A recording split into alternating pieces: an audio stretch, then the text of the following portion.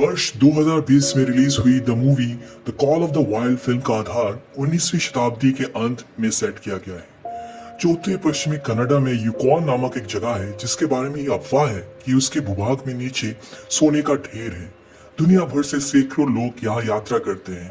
Yukon की बर्फीली पहाड़ों के माध्यम से यात्रा करते समय अपने सामान को ले जाने की मदद करने के लिए बड़े कुत्तों का उपयोग करते हैं।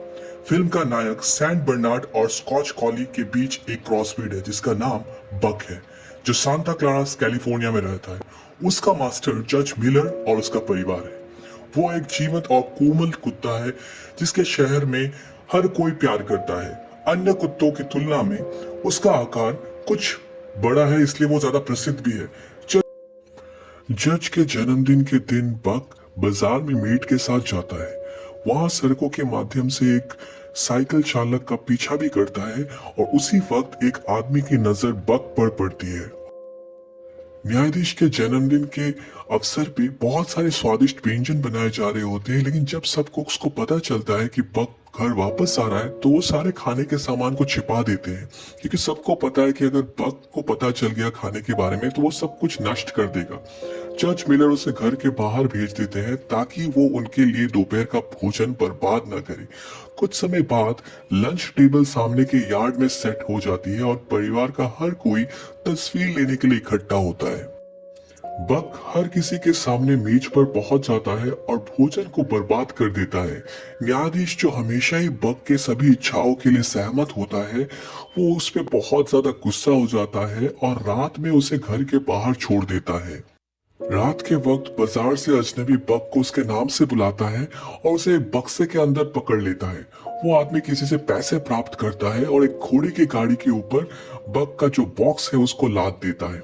वो भौंकता है और घर में अपने मालिक को बुलाने की कोशिश करता है, लेकिन कुछ ही समय बाद उसे ट्रेन में लाद दिया जाता है और अपने ग्रह से वो बहुत दूर ले जाया जाता है। अगले दिन बॉक्स को एक आदमी द्वारा खोला जाता है और बक भागने की कोशिश करता है, लेकिन वो आदमी उसे जमीन पर गिरा देता है। बक को पता चलता है कि प्रतिशोध से उसे और अधिक चोट लगेगी, इसलिए वो चुपचाप उसके साथ बैठ जाता है। कई यहाँ पे दूसरे कुत्ते भी हैं जो पिंजरे के अंदर होते हैं, लेकिन क्योंकि पिंजरे का आकार बक के लिए पर्याप्त नहीं होता, इसलिए उस आदमी ने उसे पोल से बांधा होता है और बाहर चला जाता है। बक रस्सी को तोड़ने और खुद को मुक्त करने का अवसर लेता है और वो जल्दी से बाहर भागता है, लेकिन उसकी खुशी अल्पकालिक होती है जब उसे पता चलता है कि वो एक जहाज में सवार है। यूकॉन कनाडा पहुंचने पर जहाज रुक जाता है और वहां अफवाह वाले सोने के तलाश में लोगों की भीड़ होती है, लेकिन कोई भी खजाने को ढूंढ नहीं पाया होता है। बक, जो कैलिफोर्निया की सूखी भूमि में रहता था, उसने बर्फ पहली बार देखा था अपनी जिंदगी में। उसका पूरा जीवन कठिन समय से चल रहा है।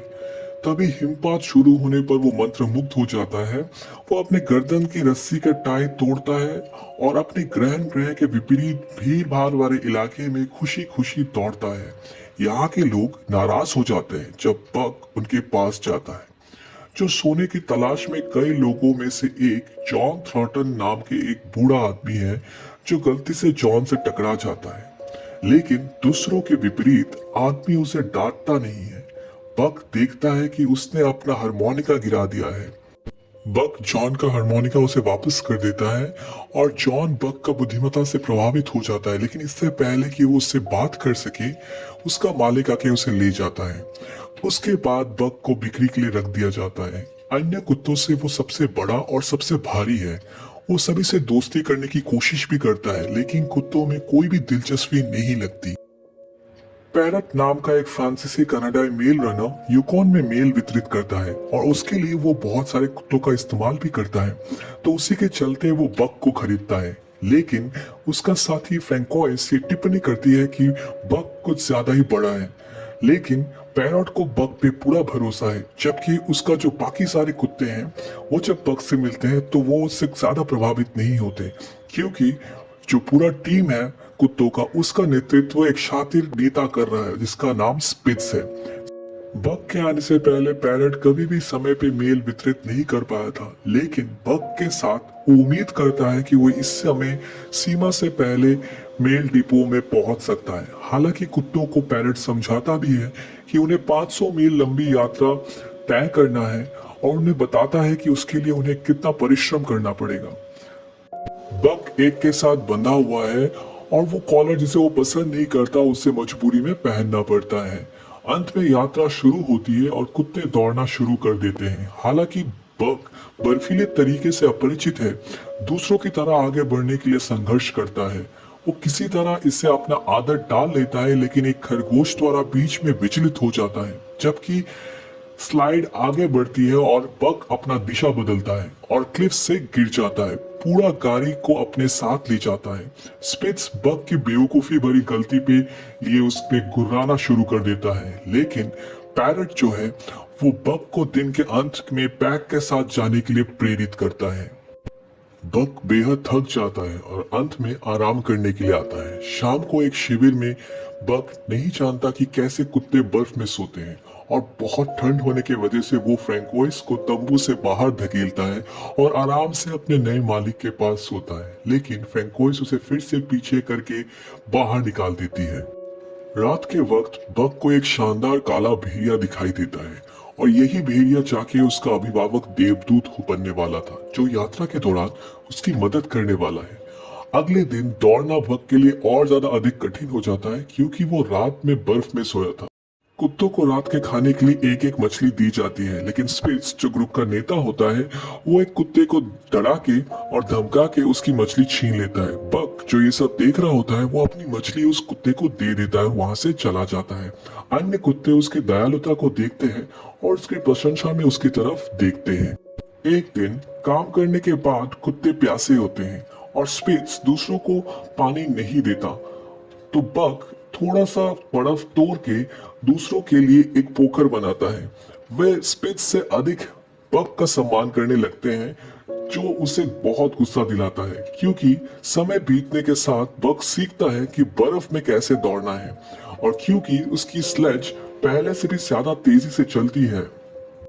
अगले दिन फ्रैंकोइस बर्फ की सतह चेक कर रही होती है कि तभी बर्फ टूट जाने के कारण वो पानी में गिर जाती है। पैरट जो दूर से उसे देख रहा था उसे बचाने के लिए उसकी तरफ भागता है, लेकिन बक समय में फ्रैंकोइस के पास पहुंच जाता है और उसे बचा लेता है, लेकिन इसके चलते वो पानी में गिर जाता है।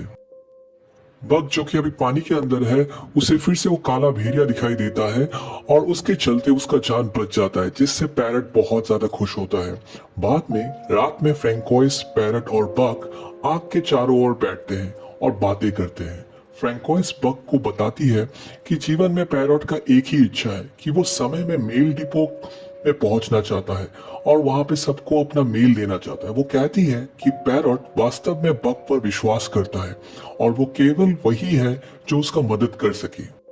स्पिट्स उन्हें दूर से बात करते हुए देखता है और उसे बहुत ईर्ष्या होती है। बाद में वो पैक के सामने बक को चुनौती देता है और उसे बहरे में से मारता है। बक थकावट के कारण गिर जाता है। पैक के सारे कुत्ते स्पिट्स के सामने खड़े होने में बहुत डरते हैं, लेकिन एक कुत्ता बक को उठाने के लिए भौंकता है। बक शोर सुनता है और वापस लड़ने के लिए खड़ा हो जाता है।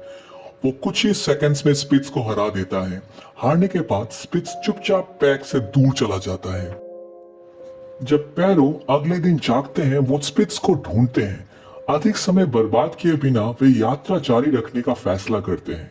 बक उनके नए नेता के रूप में पैक के सामने आता है, लेकिन पैरो दूसरे कुत्ते को लीडर बनाना चाहता है जो ज्यादा अनुभवी है। वो कुत्ते के गले में कॉलर बांधने की कोशिश करते हैं, लेकिन वो कुत्ता मना कर देता है। ऐसा करने का कारण पैक ने पहले ही बक को अपने नेता के रूप में स्वीकार कर लिया है, इसलिए पैरो चुपचाप उस पर कॉलर बांधता है। वे यात्रा को पहले से कहीं ज्यादा तेजी में जारी रखते हैं, लेकिन बीच में एक बर्फीला तूफान आ जाता है। पैरो बक को बाएं ओर दिशा बदलने के लिए कहता है, लेकिन बक अपने अभिभावक को देखता है दाईं ओर और उन्हें पता चलता है कि उन्हें सही जाना है। वो पैरो का आदेश पालन नहीं करता और सभी को बर्फ से बचा लेता है। थोड़ी देर बाद वो अतः समय पर मेल डिपो पहुंचते हैं। पैरो लोगों को समय में पत्र वितरित करने के लिए बहुत खुश होता है। इस तरफ ये दिखाया जाता है कि कैबिन में जॉन थॉर्टन अपने पत्नी को अपने मृत बेटे के बारे में याद करते हुए एक पत्र लिखते हैं। जब जॉन डिलीवरी के लिए पत्र सौंपता है तो वो बक को पहचानता है। आगे ये दिखाया जाता है कि पैरो को एक पत्र प्राप्त होता है और पता चलता है कि मेल मार्क को टेलीग्राफ द्वारा प्रतिस्थापित किया जा रहा है, इसलिए उसकी सेवाओं की अभी कोई आवश्यकता नहीं है।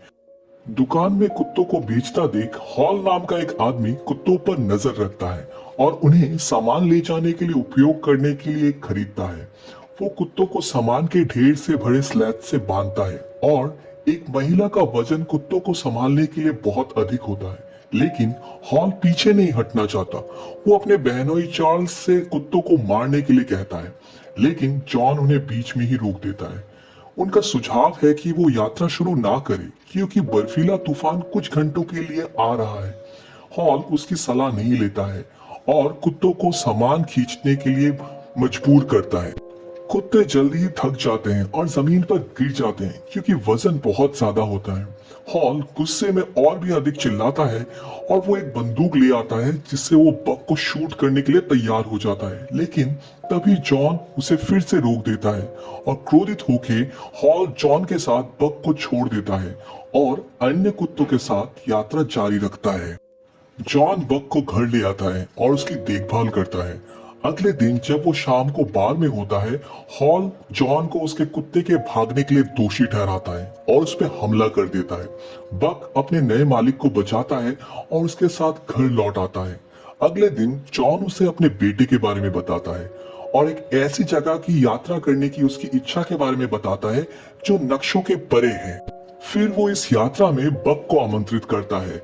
वे एक नाव पर उतरते हैं और जॉन के बोट पर कई दिनों तक यात्रा करते हैं। इस तरफ हॉल जॉन को ढूंढते हुए उसके घर आता है और महसूस करता है कि जॉन और बक इस बीच सोने की तलाश में चले गए हैं। जॉन और बक क्षति के कारण नाव को छोड़ देते हैं और कई दिनों के बाद पैदल चलकर वे अतः एक पुराने कैबिन में पहुंच जाते हैं।